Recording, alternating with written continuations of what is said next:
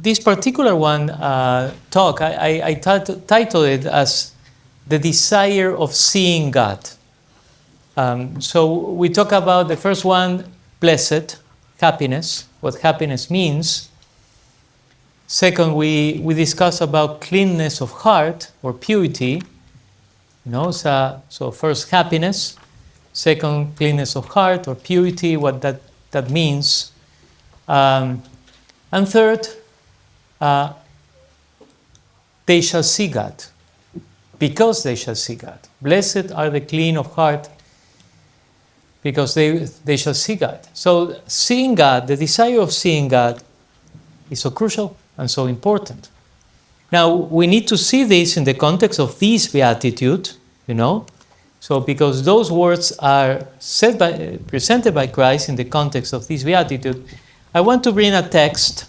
This is Benedict Rochelle, and this is Living the Beatitudes, receiving the blessing you long for, heaven in our hands. That is how he entitled the book. So Living the Beatitudes, receiving the blessing you long for, heaven in our hands. And I will read this passage. So he says, one evening, some friends and I stopped outside a coffee with a sign in the window that advertised cappuccino, a strong Italian coffee laced with cream.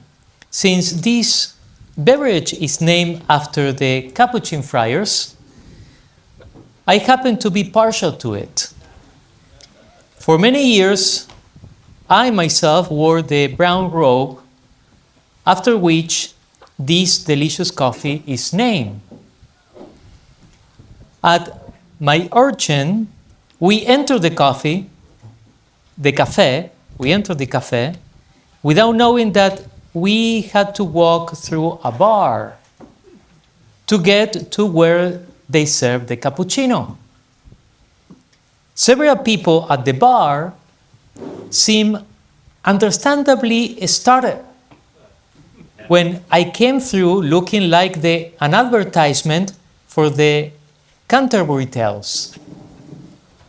But one fellow who was a little bit tipsy looked up and said, "Hey, Padre, wait a minute. We are having an argument here. Don't you think that Matthew was a pain in the neck?"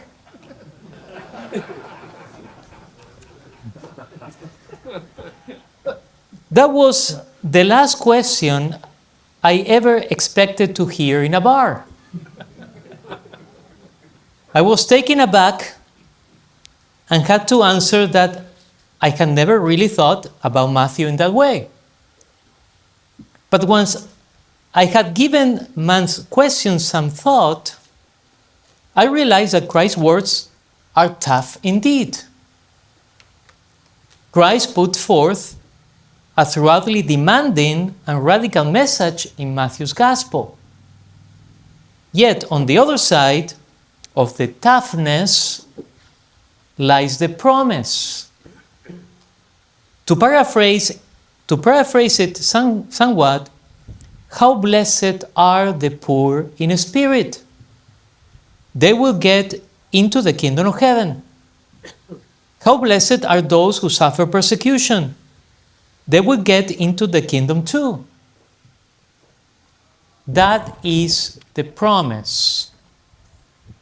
If you ever want to make serious headway in the spiritual life, you will have to take the Beatitudes. Both the challenge and the promise very much to heart. Both. So Benedict Rochelle summarizes very, very much and very beautifully the reason for embracing it. Yes, there is a challenge, no question about it. Actually, that man put it in a very colorful way, like a pain in the neck. However, there is a promise that if we want the promise, we need to take it both. We cannot be selective. So I want to go to heaven in any way whatsoever. That doesn't work in that way. So it's yes, there is a blessedness there reserved for us. There is a promise there reserved for us. But we also need to accept the challenge and embrace the challenge. So in order to understand our position, I would like to bring a passage that I think is very dear to me, because I believe that is our journey. That is the passage of Zacchaeus. So that is Luke chapter 19. So it's at the beginning of the passage, so of the chapter.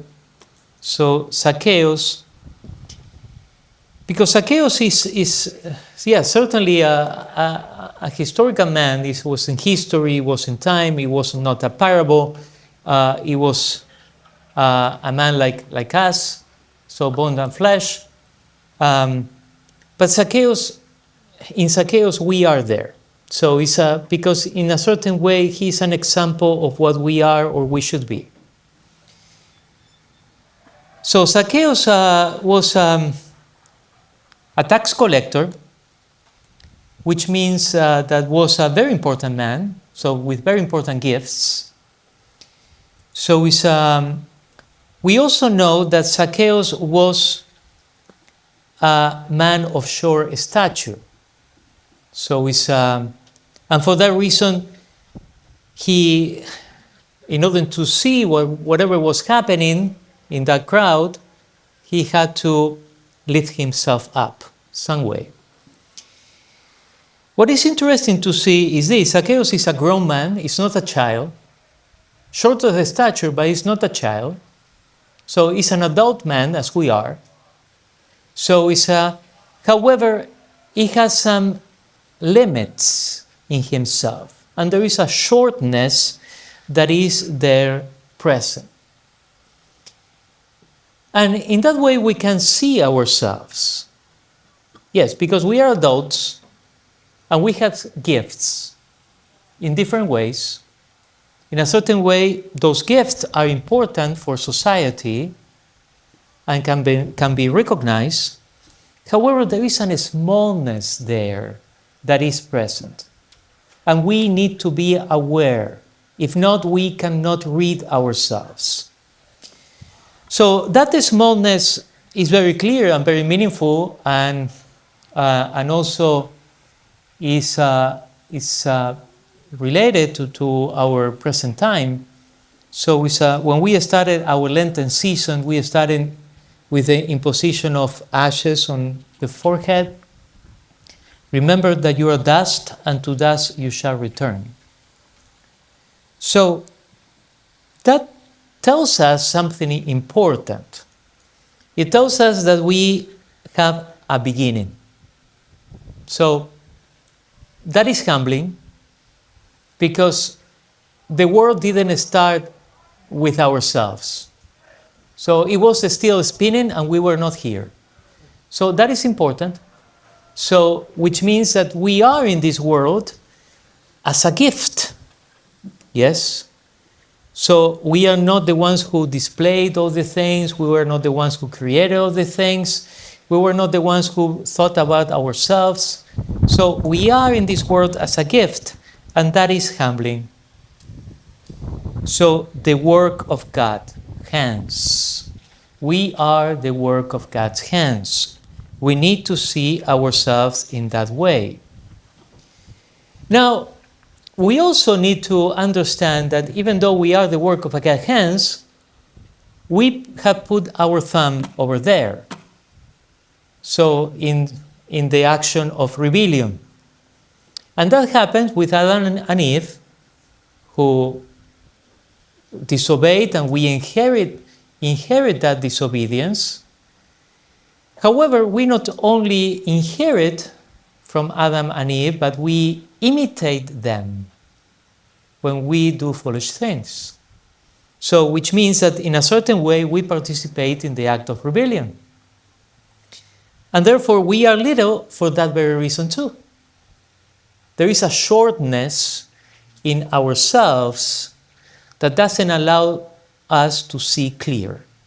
So there is a shortness in ourselves. And that shortness comes particularly through sin, because as I mentioned to you, sin is that dirt or that dust that prevents us to measure things as they should, that prevents us to see things as they are. So this is why sometimes we commit the mistake to say, I want to be free, when we try to mean, I want to do whatever I want, which is not freedom. Or I want to enjoy sex, when that means abuse. Or I want to love in the way I want to love, that means concupiscence. So possession as consumption. So and that limits us, because we cannot be according to God's plan. So that is the shortness of Zacchaeus. So that is the shortness there. But there is something great in Zacchaeus, which is also great in each one of us. What is that? That in each one of us, there is a call to live the life of perfection, or the life of holiness. In each one of us, there is a call to get closer to God. And that is like embedded in our hearts. So it can be dusty, it can be dirty, but we cannot kill it completely. Yes? It can be dusty, it can be dirty, but we cannot kill it completely. And therefore, there is a call there in our hearts to look for Him. Yes? To look for God. As a deer that yearns for running streams, our soul is yearning for you, my God. So, and that is what happens. St. Augustine, our hearts are restless until they rest in God, restless. So that is also there present. And that is embedded in us. We can try to put it aside, we can try to hide it, but we cannot kill it completely. And that remains there. That is the search for God. And unfortunately, sometimes we are searching for Him in the wrong way or in the wrong things. Yes? Oh, this will satisfy me completely. So this will satisfy me completely. I have this and I will be completely happy. Nothing else will be needed. And after having that for 2 days, I am looking for something else. That was not the end of the story. That was not the end of my life. So, and then I search for something else. And I work and I hit myself and I sadden myself until I get it. And if that was everything I was looking for, I will find myself unsatisfied again. I will find myself unsatisfied again. And again, the search. Well, that is tiresome. So it's looking for in that way. But that is the experience of human beings. That was the experience of St. Augustine. St. Augustine was searching for Him in different ways. So it's a relationship outside marriage. It was different sects. So it was different philosophy schools. So never satisfied. Until finally he found God and he found rest. So he found the rest that he was looking for. So this is why, yes, there is a smallness in ourselves, but in ourselves there is like a feature that impels us to search for God, to search for Him. And that was the experience of Zacchaeus. Now, in order to do that, an effort was required. What was the effort? He climbed a tree. And try to picture yourself. Think like the mayor of a city, or the mayor of a city, or something like that, like a very renowned person. So distinguished or important. So rich. In the middle of a crowd, climbing a tree to see Christ. That is, in a certain way, disconcerting, because it is a humbling image. So some people are saying that he's doing a fool of himself. Climbing a tree, he's doing a fool of himself. But he was not thinking about it, because the only thing that he was thinking is that he wanted to see Christ. That was the point. That was the objective. And climbing the tree was the means. I climbed the tree. Climbing the tree was the means. I climbed the tree. That is important, because even though Zacchaeus was in many ways imperfect, because as we know, tax collectors were considered the greatest sinners, because they extorted people and they abused people in many ways. So it's liars. They were expelled from the synagogues or gatherings. So they were rejected in many ways. So it's now he is also the one who tries to see Christ. So, and climbs the tree. That is our experience too. So we are Zacchaeus also in that way. So we have that desire embedded in our hearts. Even if we don't say it, even if we do not accept that, that is there. So that is there present. So now,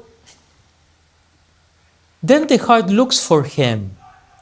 And in which ways we discover God? Well, we discover God in the whole of creation. So that is a natural way of doing it. So it's because the whole of creation is like God's canvas. Yes? God's canvas. Sometimes we go to a museum and we say, this is Van Gogh, or this is, so this is a Rubens, or so it's a painter. We discover that because we discover those traces, and we discover the colors, proportions, everything else. So we discover the artist. Well, the universe is God's canvas. So, and that is very important. We discover Him in that way. And one of the passages that is very beautiful, that is Romans 1:19. It says, the invisible things of God are made visible in the things that God has created. Romans 1:19. So the invisible things of God are made visible in the things that God created. Therefore, those who deny God are inexcusable. That is a word that St. Paul uses. Inexcusable. There is no excuse.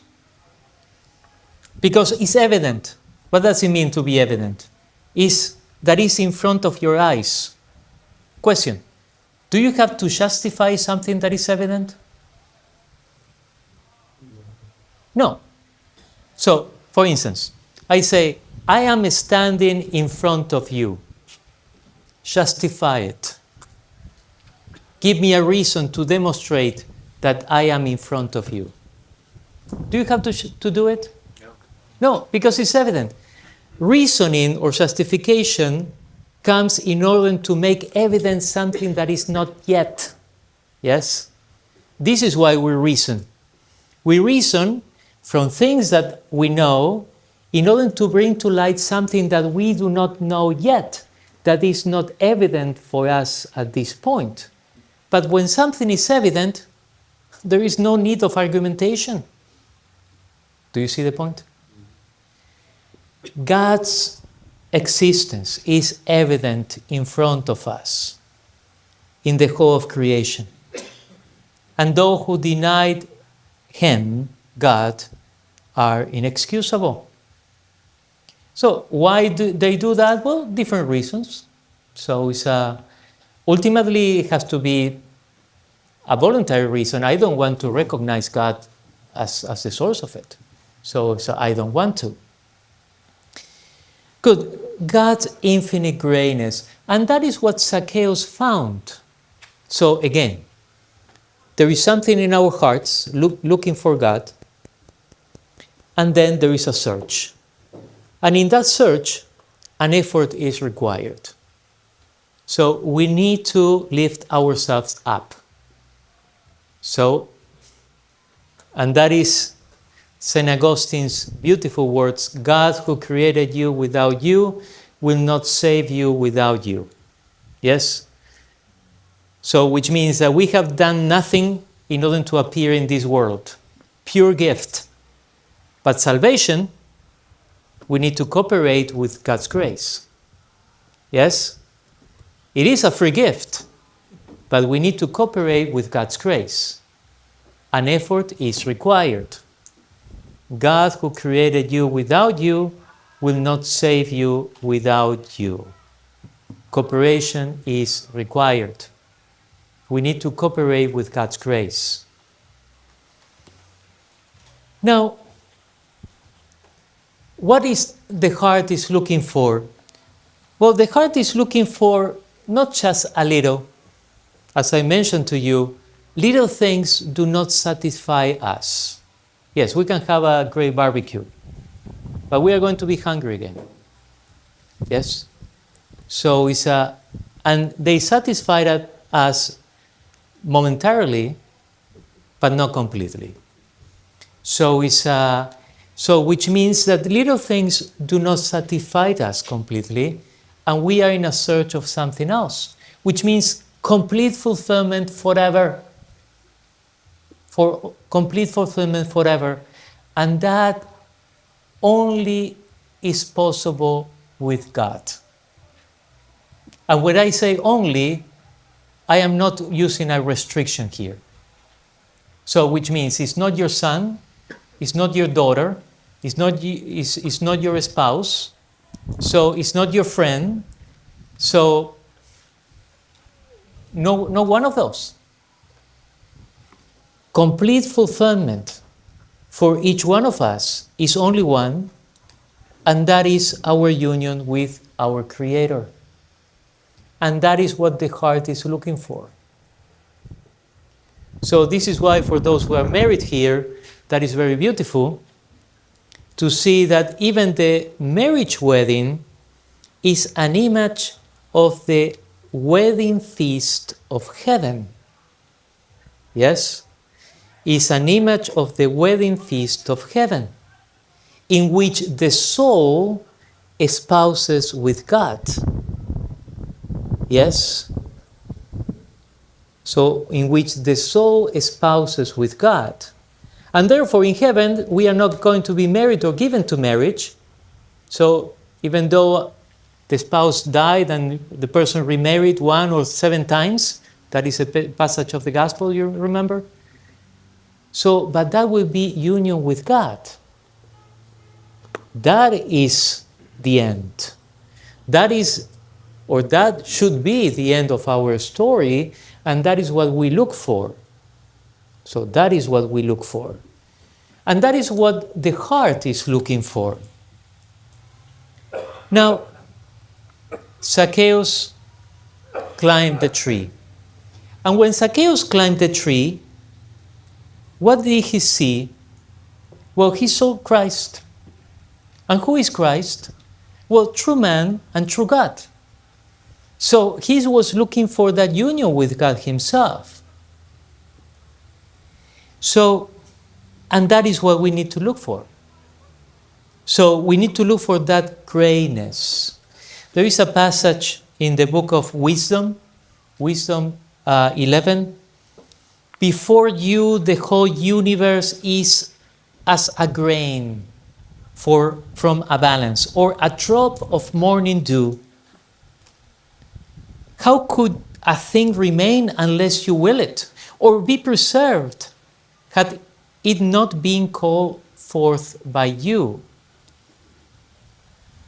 So, which means that sometimes we are captivated by things, and that was the experience of St. Augustine himself, because he says, I was looking for you, but I was looking for in the things that you created, and they were very beautiful. So, but I was so distracted in those things that were created that I forgot about you. Yes? So, yes, they are beautiful. How they are not going to be? Because they come from God's hands, you see? Because that beauty does not belong to them as a quality that they have by themselves. It is something that they have because someone gave that beauty to them, who is the origin of those things that are beautiful. So, and that is part of the challenge. Yes, the heart is looking for God. And sometimes we are distracted. Yes? So we like the movie, but we miss the story, you know? Well, so we are distracted.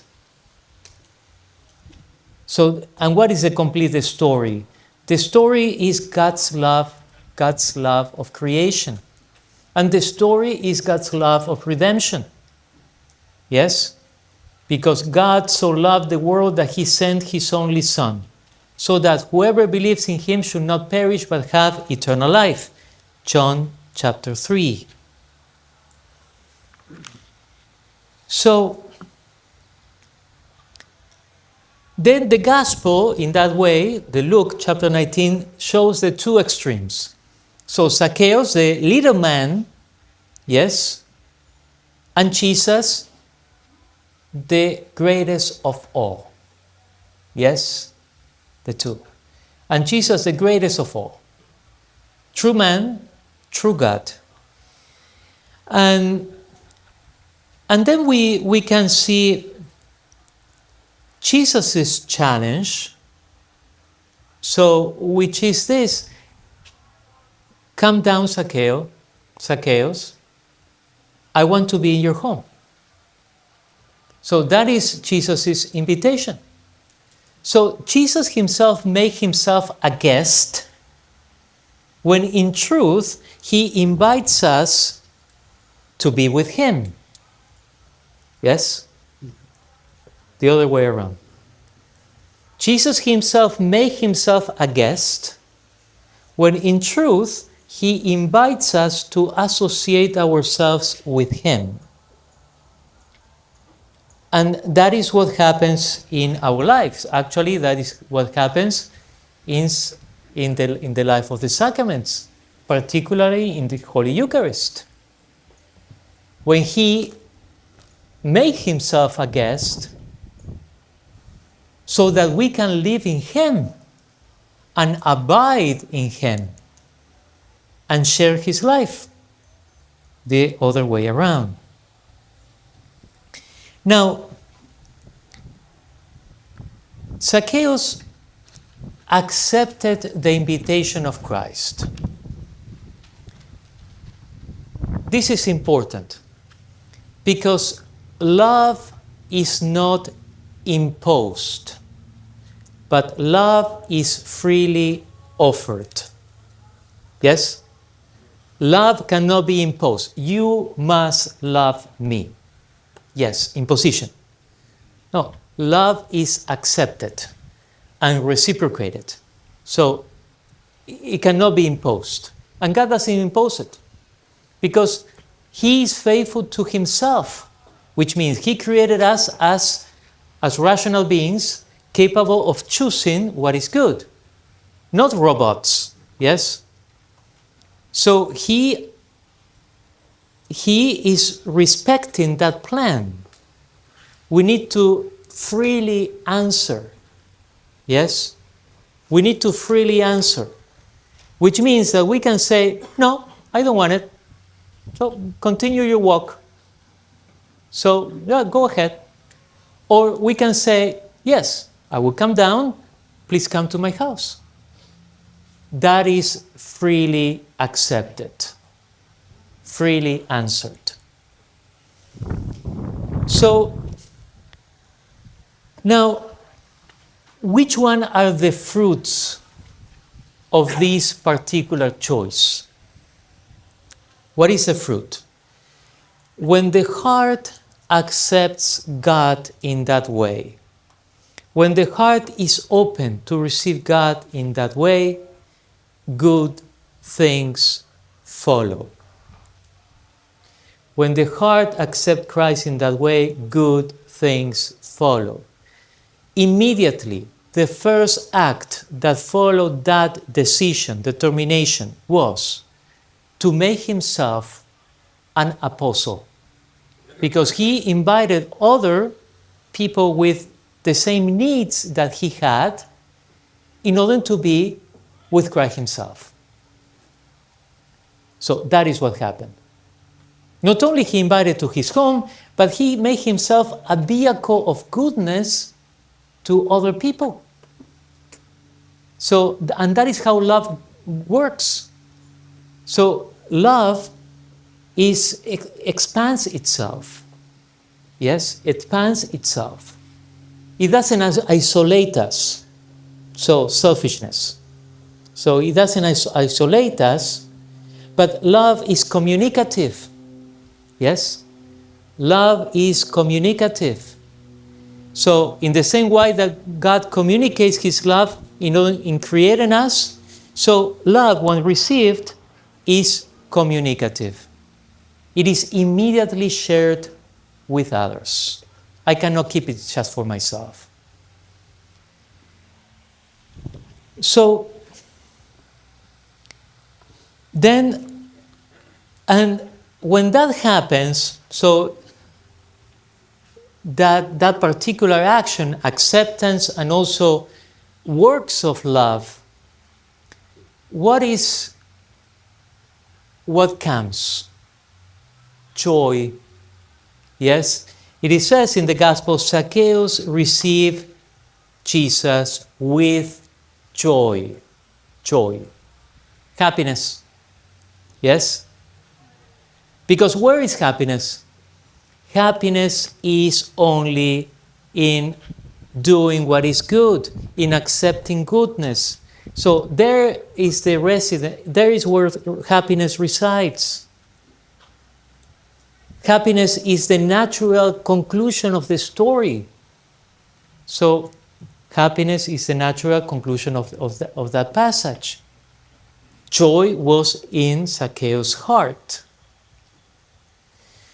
So this is why I would say this also applies to that sentence. Blessed are the pure of heart. Blessed are those who love God in this way. Blessed are those who love others in God. So it's because they will see God. So in the next life, and also they will see God in this life. So in others, created to God's image and likeness, and they will see God in the works they do. And they are going to be blessed, which means happy. So completely happy. I would like to read a passage from Groeschel, from his book, that also has a very important distinction here. So love in this way necessarily leads you to joy. Necessarily leads you to joy. And he says this: some people go around looking glum all the time. They make every day seem like Good Friday, as they cast a pall of doom and gloom on anyone who crosses the path. So, for some reason, they believe that being a good Christian means never loving anything or enjoying anything. Have you ever met anyone like that? Deliver me from the people who enjoy being miserable for God. He didn't make you to be miserable and to enjoy nothing. But God does mean for you to grow in purity of heart, to move from lesser goods to greater goods, from lesser holiness to greater holiness. He does not mean for you to give up. He does mean for you to give up sin and to replace it in your life and soul with good things that you love and cherish. And then the willing surrender even these goods when He calls for them. Don't ever listen to anyone who tells you that spirituality is a matter of loving nothing but God. Rather, it is a matter of loving everything in God. Every saint possesses one reality in common: a great heart. The rest of us suffer from coronary disease of a spiritual nature, with heart of clogged and cluttered with a junk that we have accumulated along the way. Some of it is bad, some is no longer useful, some is just unrelated to the pure love of God. So then, concluding this presentation, I would like to present that need. So it's the need to understand that the blessedness of the purity of heart has one goal and one goal only: to experience the joy of seeing God. So it's and in God, everything else. So this is why it's so important and so crucial. So that is the blessedness. And the blessedness of this beatitude is in that particular aspect presented also by Fulton Sheen, that says it is reverence to love, reverence to pure love.